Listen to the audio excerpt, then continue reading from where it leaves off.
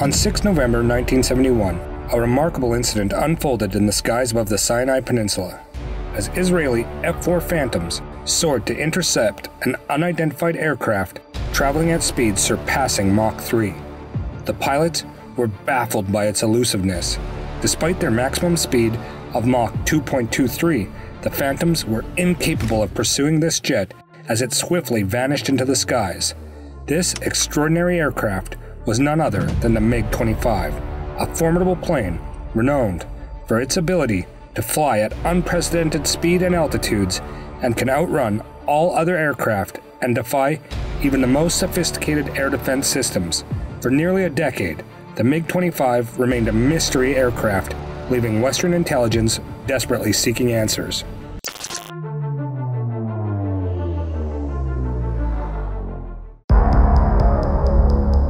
It was during the early days of the Cold War that the concept of the intercontinental bomber emerged as a new kind of weapon. These bombers had the ability to deliver nuclear strikes anywhere in the world, making their development a matter of utmost importance for both the United States and the Soviet Union. The United States, with its expertise in bomber development, introduced a series of notable aircraft during this era, including the B-29, B-36, B-47, B-52, and B-58. These bombers showcase the technological prowess of the Americans, raising concerns among the Soviets, who realized that their existing fleet of interceptors were becoming obsolete. By the late 1950s, Soviet intelligence learned of the development of the American B-70 bomber. The B-70 was a formidable aircraft capable of reaching speeds of 2,057 miles per hour and flying at an altitude of 77,350 feet. The Soviet leadership grew increasingly alarmed, believing that the B-70 rendered their entire air force obsolete. The advanced capabilities of the B-70 posed a significant threat to the vast expanse of the Soviet territory, leaving them vulnerable to devastating nuclear strikes from multiple directions. With this sense of panic, the Soviets recognized the urgent need to develop a new interceptor that could counter the B-70. They set specific criteria for the project, centered around the YE-155P. It had to be a supersonic aircraft, reaching speeds of Mach 2.8 and operate at a service ceiling over 65,000 feet. Quick development and easy mass production were also essential. The MiG-25 possessed impressive capabilities that allowed it to excel in its interceptor role. Powered by formidable R-15 turbojet engines, which was originally intended to power cruise missiles, it soared beyond Mach 3, eclipsing most other aircraft in terms of speed. Its airframe, constructed from a robust nickel-steel alloy, enabled it to withstand the intense temperatures generated at such incredible velocities. Despite the trade-off, the Soviets placed a higher priority on the MiG-25's capability to intercept American supersonic bombers. Equipped with a formidable radar with an impressive power of 600 kilowatts, the MiG-25 boasted a detection range of 60 miles and can effectively counter enemy jamming attempts. The MiG-25 was not limited to its interceptor role alone. Variants were produced for reconnaissance purposes, featuring powerful cameras, increased range, and higher service ceilings. Additionally, some versions were built for high-altitude bombing. However, the vast majority of MiG-25s were specifically designed for only one purpose: interception. Mass production of the MiG-25 began in 1969, and the aircraft quickly gained a reputation for its exceptional speed and altitude capabilities. It could fly higher and faster than any other combat jet in history. The year 1967 witnessed an awe-inspiring airshow presented by the Soviet Union, captivating spectators from around the world. The MiG-25, flying at astonishing speeds, stole the spotlight and mesmerized spectators with its remarkable performance, becoming the highlight of the event. Grainy footage of the jet revealed its distinctive features, leading to speculation and analysis by defense experts. The aircraft's larger wings gave the impression of exceptional maneuverability, while its sizable air intakes hinted at a powerful engine.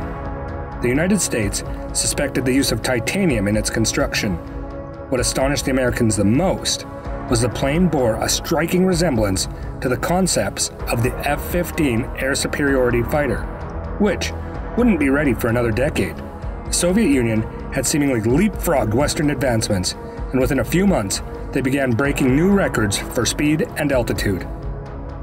The media fueled public suspense, suggesting that the Soviets had developed a terrifying aircraft that outperformed anything built in the West.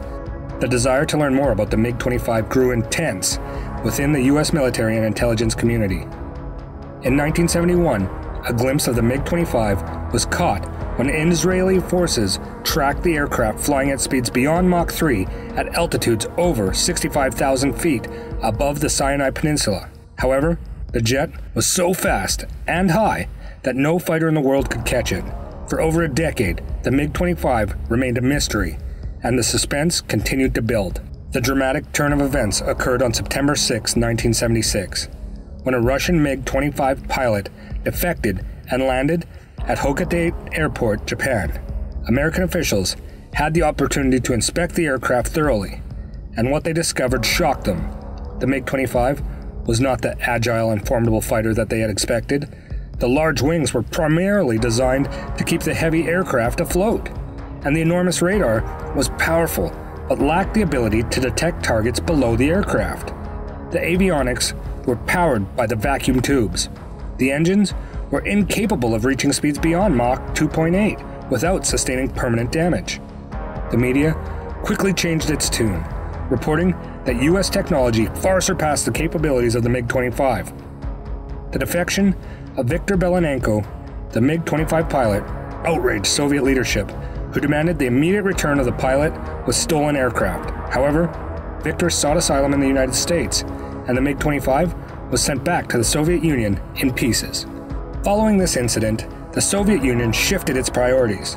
The B-70, the American bomber that had been a cause for concern, never went into production, as the U.S. introduced the B-52 bomber, employing low-altitude defense-evading tactics. The Soviet Union upgraded the MiG-25, equipping it with more powerful engines, a wider array of missiles, and a downward-looking radar. Older versions of the MiG-25 were exported to other countries. The total production of MiG-25s exceeded an impressive count of 1,200 aircraft. More than 5 decades later, the MiG-25 still holds the title as the fastest fighter jet ever produced.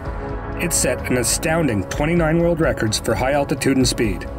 In 1979, a MiG-25 climbed to an incredible altitude of 123,520 feet. Although the aircraft was originally designed to intercept high-altitude bombers, a downgraded variant of the MiG-25 saw some success in air-to-air combat as well. By the late 1970s, the Soviet Union had moved on to develop next-generation interceptor MiG-31, a new-age interceptor equipped with cutting-edge avionics, sophisticated engines, a radar and weapon control system so advanced that it could target multiple targets from hundreds of miles away.